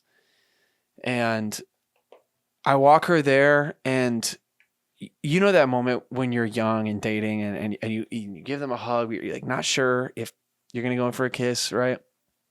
So we hug, and I kind of start to go in for the kiss, and she does too, and we kiss. And that's not the awkward part, but I stand up, and there's like a moment of silence, and then I lean back down, and she was short. I lean back down, and I give her a hug, and I just go, thank you. And I remember I look up and my buddy is like looking around the corner because he knew I was going to try to kiss her then. Oh, no way.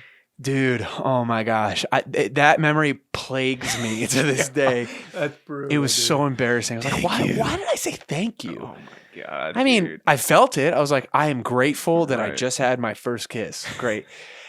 You don't need to freaking say it, okay? Oh, dude. Fuck. Yeah, it's a little desperate. Gross. All right. That's good stuff, man. That made me laugh. Yeah. Shit. All right. Next category. Movie tropes. Movie tropes. I love this one. Yeah. I love this one. Let's go back and forth here. Okay. I'm a big fan of the road trip trope, like the journey, kinda, and like it's like a new beginning, but like everything goes wrong kind of along the way. Yeah, I'm a fan of that one. That's incredible. Mine kind of piggybacks off that. It's like the unforgettable summer trope. Yep. Like the movie starts and it's the boy and the girl, and they're like, this is going to be, the narrator's like, and that summer was a summer to remember. And then, it starts at the end and then it flashes back and that's the movie. Right. I love that trope. Hell I think it's great.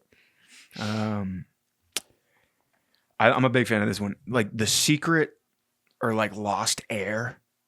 Like the heir to the throne kind of. Oh, yeah. Like he's like a nobody and no one, like Aragorn from Lord of the he lives in the Rings. slums. Yeah, or like, like Luke Skywalker or something. Yeah. He's like really big. The unassuming hero. Yeah, big fan of that one. Yeah, that's a good one, man. Anyway, my number 2, man, is going to be, we're getting the team back together. And there's a good Rick and Morty bit where they do this. All the heist movies. Yeah, it's like, we're getting the boys back together. And then it goes one by one. Some dude's like banging away in a workshop and he goes, we're going to do this mission. And the dude goes to he's like, fuck you, Gary, to his boss. And he walks out. You son of a bitch. I'm in. Yeah, that's a great trope. That's one of my favorites. I love that one. This one you used to joke with a lot. And I love it. It's like I don't do that kind of work anymore. Oh my gosh, this is my number 1. We can just combine tag team this one because yeah. this is my number 1 too. I don't do that kind of work anymore. But then it's like the motherfucker whips out like a coin. It's like, but you owe me a debt. Yeah, dude. Let me set the scene, right? A grizzled man, not unlike yourself, is in the woods. He lives in a cabin. He used to be some, like a Navy SEAL or something. Right. He's out in the woods. He's got a beautiful dog. He lives by himself. He's chopping wood. He's hauling it in. He knows the terrain better than anyone else. Yeah. Right? This dude, he's got booby traps set up, everything. And then he sees off in the distance 3 black sedans. Yeah. Kicking up dust on the dirt road coming in. And it just pans back to him and he's like, he brings the dog inside. And the sedans pause at his gate because they see a booby trap. And he walks out and he goes, what do you want? Who steps out of the car? The President of the United States. And he goes, someone's in trouble. And, we need your help. And then he goes, I don't do that kind of work anymore. And he goes, the president goes, but damn it, John, you're the best man we got. You're the best man we got. Yeah, that's the greatest. I love it. That's the greatest of all time. That's the best movie trope. That's an awesome one, bro. But you're the best man we got. You're the best man we got.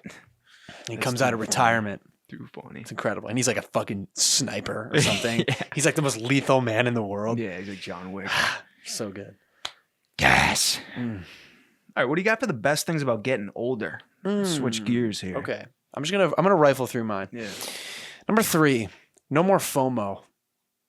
Okay. Yeah. I don't really get FOMO anymore. I bet. I think when you're taking care of yourself, you're doing your thing. Right. You don't get that. Yeah, You're not because missing out. right, and you're like, what I'm doing right now is important. Right. Whether that's resting and not going out, or whether that's being in the studio or writing or whatever. And it's like when I do go out, I have a great time, and that's a time. And you know what? If I did it all the time, it wouldn't hold so much value. Right. Number 2, being sure of what you want. You know what sir. I mean? I think in my early 20s and my late teens, I knew I always wanted to be a musician, and I've always known that. But I think more specifically, like what pocket of the music world I wanted to exist in, I wasn't sure about it. I tried to,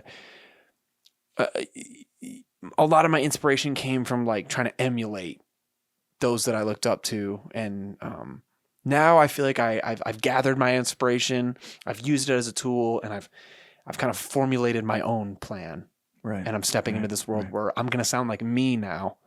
Right. And just to use music as an example, but like being sure of what you want, like whether that be in music or in a dating partner, at that point you've been in enough relationships maybe that what you don't want or what you're not looking for. I like that one a lot, and I want to add something here.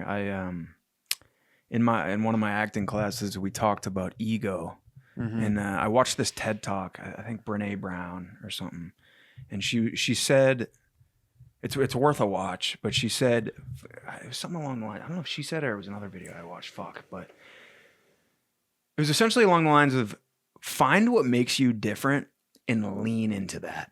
It's your biggest asset. Yeah. No one is like you. Right. And that's why when I see a person who is such an individual, their individuality just shines through. Yeah. It makes me like really respect that person. Yeah. And I'm sure we've both known people who tried to be someone they're not. Mm-hmm. I can see I've right tried to through be it. that. Yeah, you can see right through an inauthentic. Yeah. And that's, trying to be something you're not is suffering in and of itself. 100%. It sucks.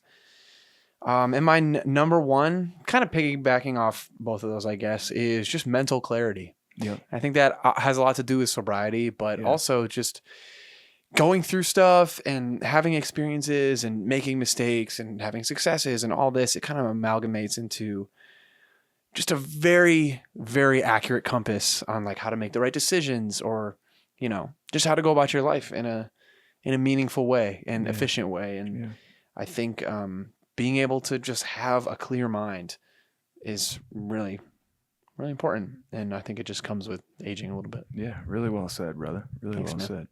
I'll rifle through mine real quick. I feel like the older you get, I might have said something like this, but the more, no. The more aware you become of your mortality, and I kind of like it. Yeah. It's almost liberating. Yeah.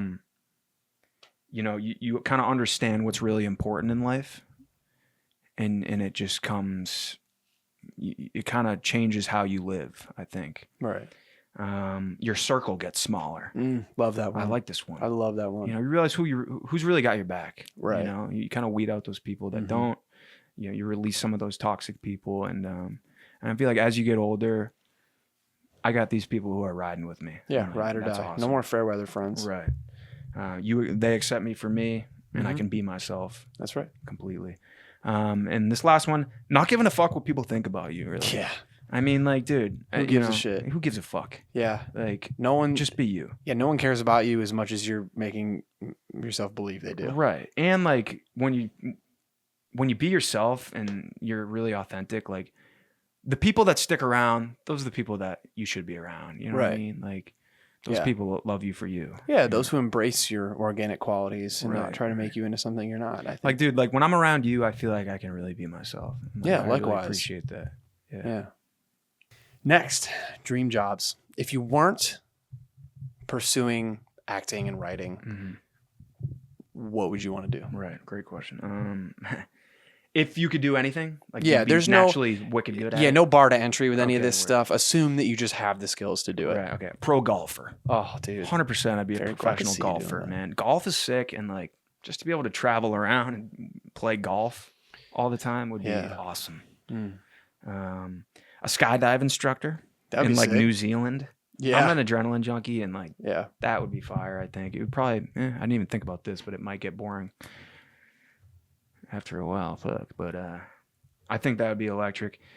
And this one, I think you would appreciate a food critic, like a world-renowned food critic. Damn, I didn't even think of that. And That's you a could good. just travel the world and Yeah. eat banging food, like Oh the my best food in gosh, the and world. get paid for it. That'd be Yeah. insane.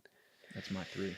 That's killing, man. My first one is a humble one.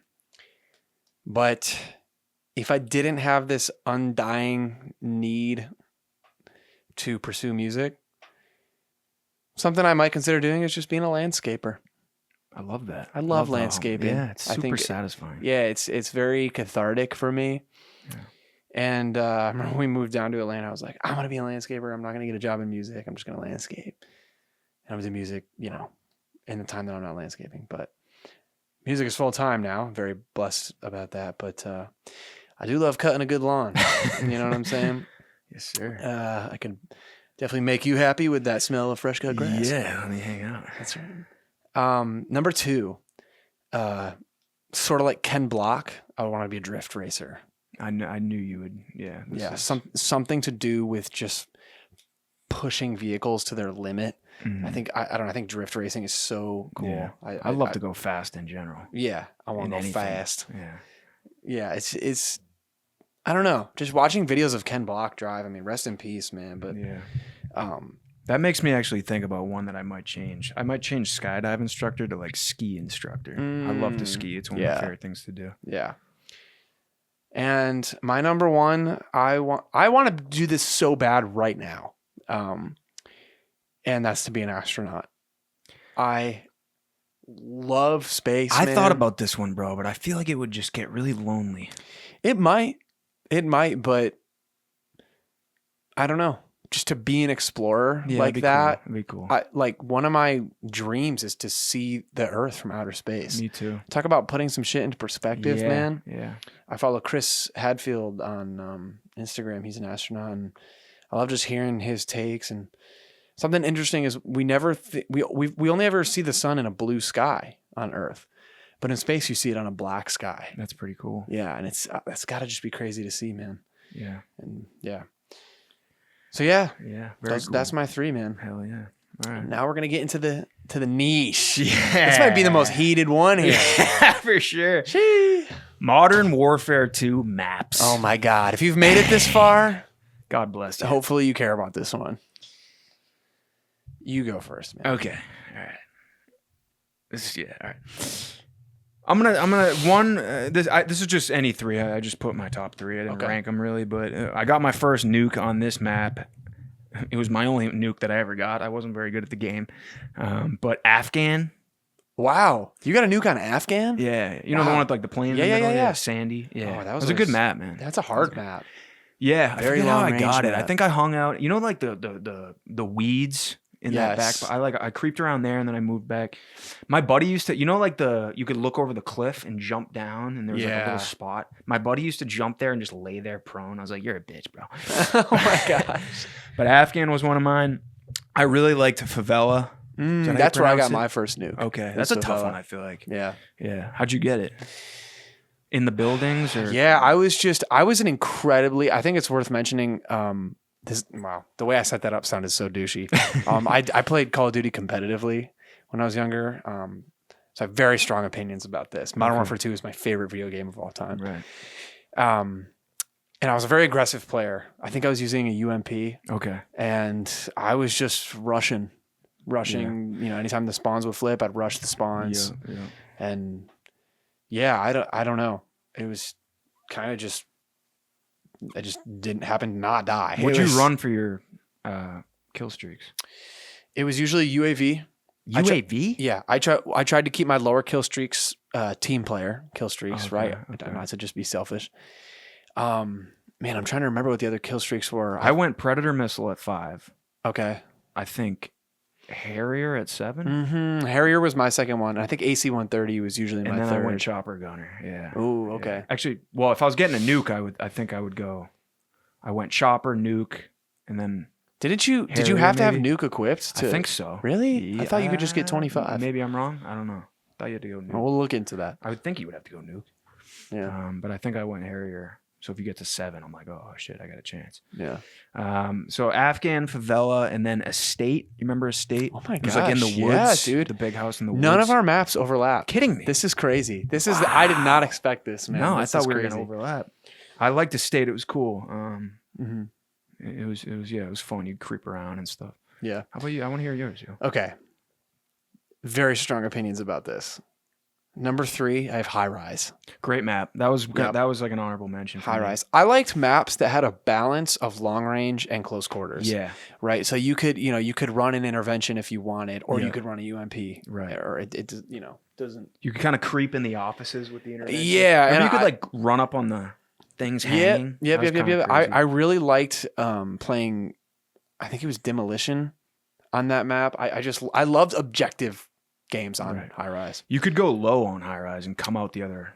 in the Yeah, other there spawn. was yes. It was like I an think so. underground route to get. Yes. Yeah. It was just a very balanced map. Yeah, it was a cool map. Number 2, I have Scrapyard. Good one. Yeah, Scrapyard was great again for objective based stuff. And That's the one in like it's like warehouses. Yeah, right? it's kind of like some downed planes and stuff too. I just loved. You could make that map whatever you wanted. You know, it could be close quarters, it could be long range, but like I remember playing Search and Destroy on that map, and just I don't know, it was so good. I just happened to do really well on that. I knew the corners really well. When you know a map really well and you know where the spawns tend to go, I think it works to your advantage. And number one, man, I can't believe you didn't say this, but Rust.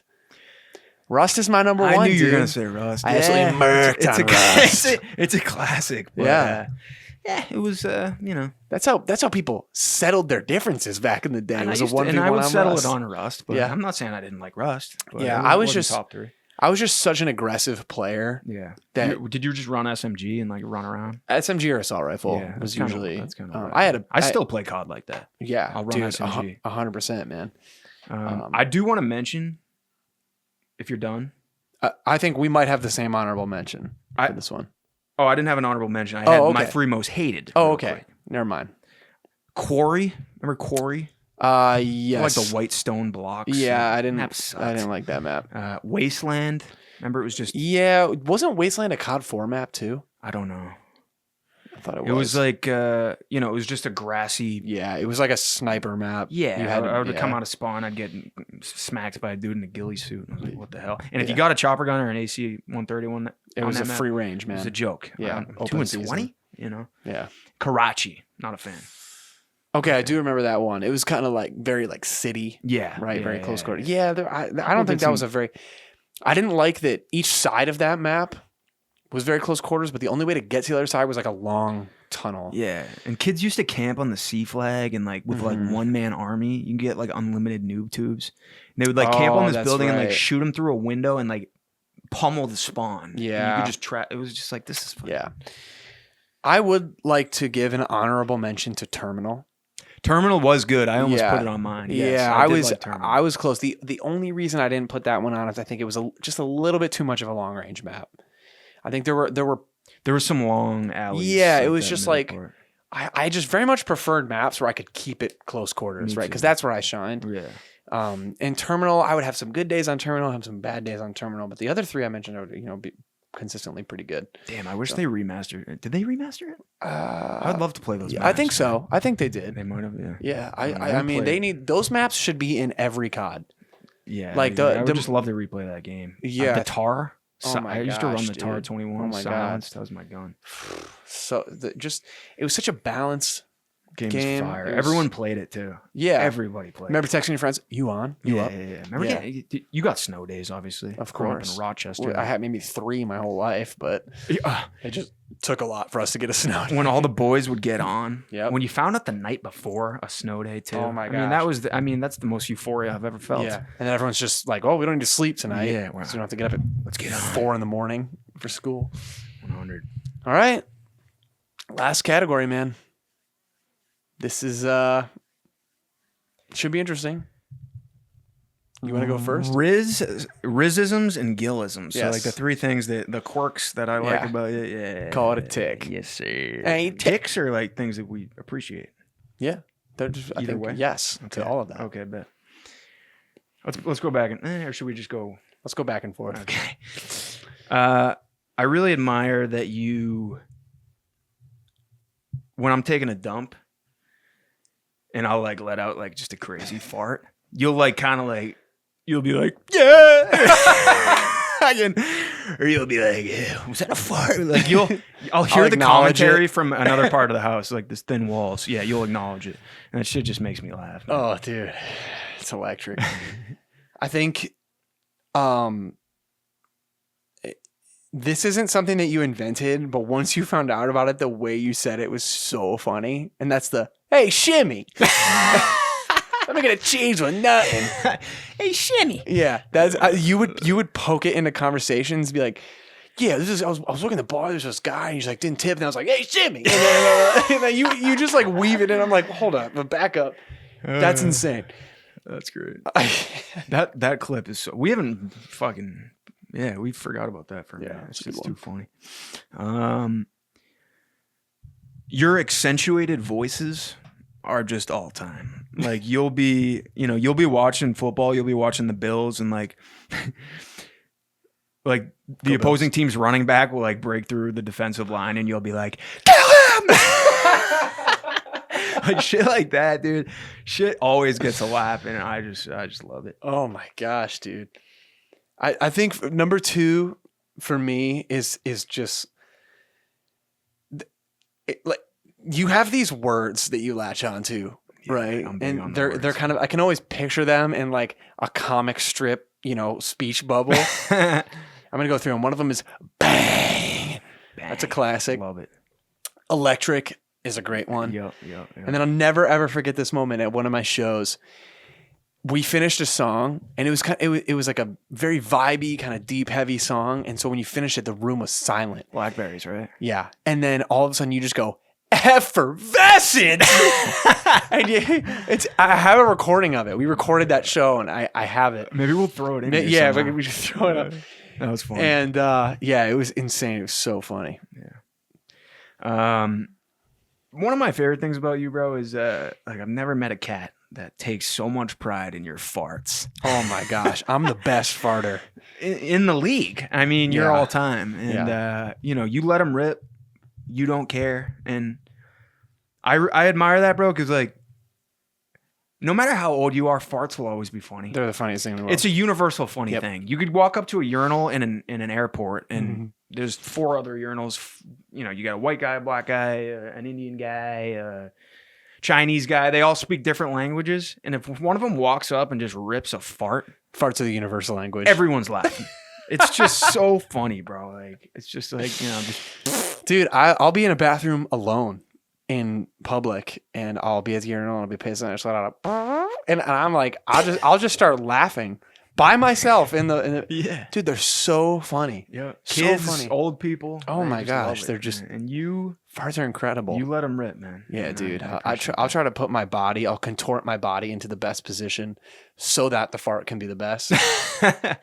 It's a skill set. Fun fact, my dad in college, maybe this is where I get it from, him and his floor mates had a cassette recorder, and anytime any one of them had to fart, they would just hit record real quick and fart and then stop it. So by the end of the year, they had this cassette that was just full of farts. That's amazing. Yeah. So if you're listening to this and you have the fart tape, I'll give you 10 grand. I will literally, I'll empty my bank account if you have that That'd fart be tape. unbelievable. Yeah. My number one gillism. We say it all the time. And I feel like a lot of mine are focused on like the shit you say. Yeah. Because you're just like a funny dude. Should we end the podcast like this? Yeah. Grill. That's amazing. Top 3s. Top 3. Leave it down in the comments. I was going to mention this earlier too about our songs we were embarrassed to have on our iPod in early 2000s bangers. GILL has a gym playlist that is fucking incredible. We're going to link it in the description. It's so good.